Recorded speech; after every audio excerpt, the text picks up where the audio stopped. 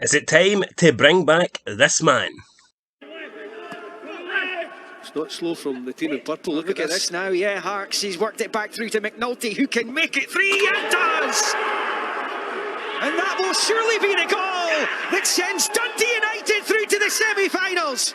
And that goal was enough to seal the win for Dundee United. Hell, they didn't even need that third goal. They only needed one goal today because Aberdeen were terrible. From the first minute to the last minute, they were completely outplayed by Dundee United. Dundee United controlled the game and they fully deserved their place in the semi-finals of the Scottish Cup, and they will be joining Hibs at HAMPDEN, and we'll find out over the next couple of days who will be joining them. Will it be Rangers or St Johnstone? Will it be Kilmarnock or St Mirren? But anyway, forget about those teams. This offers a really good opportunity now for Dundee United, not only to try and win a bit of silverware.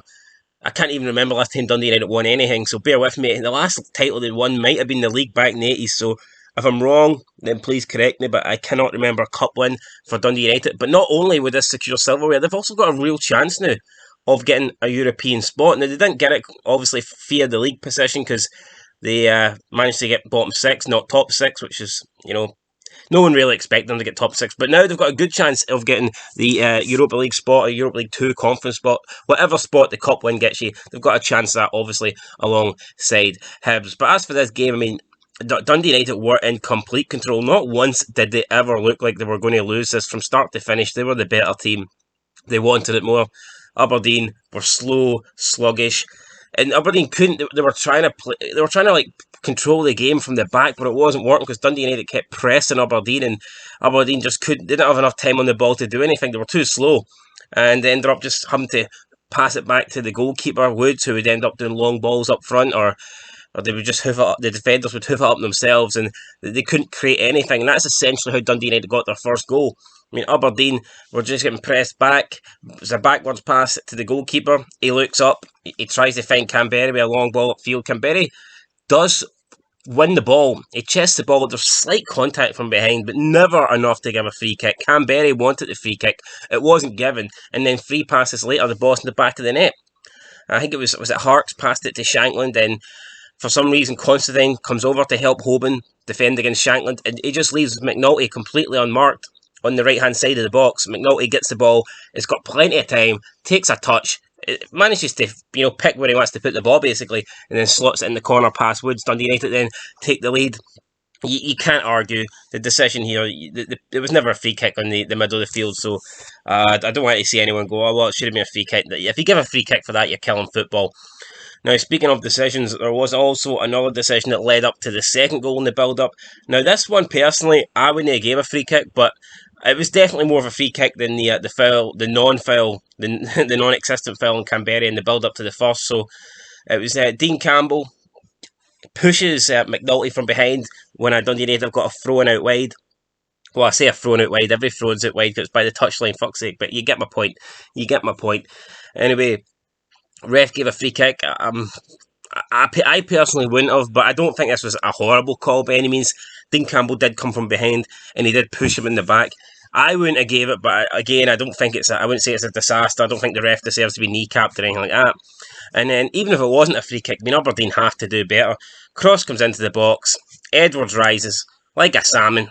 Where's all the Aberdeen guys? They're fucking laying on the ground, floating in the water like dead salmons. They weren't rising, so Edward rises like he's watching porn or something. He just rises up and heads the ball into the back of the net, and the Aberdeen guys are fucking, I don't know, watching CBBS or some pish like that because they weren't interested, and it was Edwards that gave Dundee United a 2-0 lead. And at this stage, I thought the game was over already. I didn't see any way back for Aberdeen. First, they didn't create nothing. There was a chance. No, it wasn't in this first half. That was second half. The ball comes in. I believe it was. I'm going to say it was Calvin Ramsey. It was either Ramsey or Dean Campbell. Aberdeen have a corner. One of them gets a head on it, and the goalkeeper Mehmet, who did look a bit dodgy, never really liked Mehmet, and I guess with Mehmet you can always concede a goal, so maybe Aberdeen did have a chance back in. But anyway, the header comes in, the corner comes in, the ball's headed towards goal, it's wide, but Mehmet, he just runs out and he barrels into the Aberdeen guy, and nothing's given. Which really annoys me, because if a defender does this, then it's probably a penalty. If the Aberdeen player does this to the goalkeeper, it's 110% a free kick to the goalkeeper. But it seems like a goalkeeper can pretty much do whatever he wants in these situations, and it's not a penalty. Now, I'm not necessarily saying this should be a penalty, but I'm just saying if the roles were reversed, this would automatically be a foul on the goalkeeper 100%. So I'd like a bit more clarity on that. I mean, because Mehmet does kind of come out and just barge into him. He kind of cleans him out. The Aberdeen guys were, claiming for a penalty, but the ref didn't even consider giving it. He just walked over, checked if the player was all right, and then pointed for the goal kick. So, it is what it is. And then not long after this, Dundee United on the counter again. Aberdeen were crossed into the box. The ball gets nullified. Dundee United on the attack. And Aberdeen made them look like prime Barca here. Dundee, they just passed the ball. It was like they were just coming out their own half, and then about 6-7 passes later, the ball was into the back of the net. Harks with a lovely 1-2 with McNulty.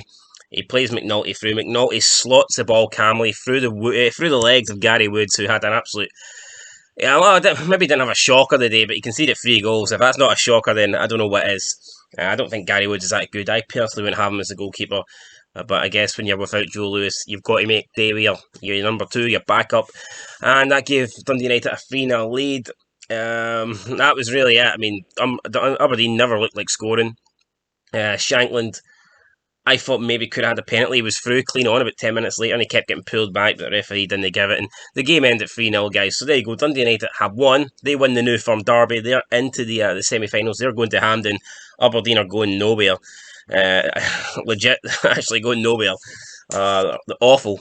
I don't think they should have got rid of McKinns at all. I mean, why? Why get rid of your second most successful manager ever? Why do that? Like since Ferguson, he's been the most successful manager since Ferguson.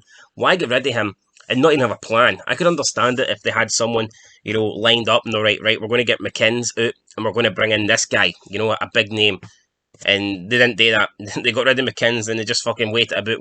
Didn't have anybody lined up. Then went, here's some guy called Stephen Glass who used to play in the Scottish Premiership 200 years ago, but we'll bring him in. A guy that's clueless and not done anything in his career. We'll bring this guy in because he's going to win us the trophies that McKinns couldn't. Dead on. I don't see that happening at all. But anyway, I can't really talk about shitey. I would say this is the worst performance I've ever seen Aberdeen do. Apart outside of games against the Old Firm, I think this is the worst I've ever seen Aberdeen play. But I mean, my team got knocked out the cup against, I can't even remember who it was. Borough Rangers. Borough Rangers. So I mean, I can't really speak. My team's absolute dog shit. But yeah, this was a really, really poor performance today for Aberdeen, and Dundee United deservingly, convincingly won this 3-0. Can they go on and win the Scottish Cup? To be honest, guys, on this performance, I think they can. People are going to say Rangers are nailed on, Rangers are won it, Rangers have already won it, give them the trophy. I don't think so. I thought Dundee United played great today, and if they can deliver this sort of performance or something close to this in a match against Rangers, I would give them a chance. And it would be nice to see someone win it who's not the Old Firm, or who's not Hibs, or who's not a team that I don't like. So I'm all for Dundee United. If they go and win it, then fair play to them. Playing like this, they deserve something. Anyway, guys, that is it for the match review. Let us know what you think down below. But, wow, man, one of the worst Aberdeen performances I've ever seen. And, Stephen Glass, it's probably too early to say get rid of the guy, but I just don't see him going anywhere. I thought it was a strange signing. I was shocked when they got rid of McKinns. Well, not shocked, because I guess the writing was on the wall, but I didn't agree with the decision to get rid of McKinns. Especially not when they didn't have a plan in mind and end up bringing in a guy that's done nothing essentially his whole career in managerial career, and he's done nothing. And then this today, it was pretty embarrassing. It looks like Aberdeen need a big rebuild, and I don't think Stephen Glass is the guy to do it. But anyway, like I said, fair play to Dundee United. They win. There's a couple more Scottish Cup games to go, then we'll find out who the semi-final lineups will be. Anyway, guys, that's it. Till next time. Peace.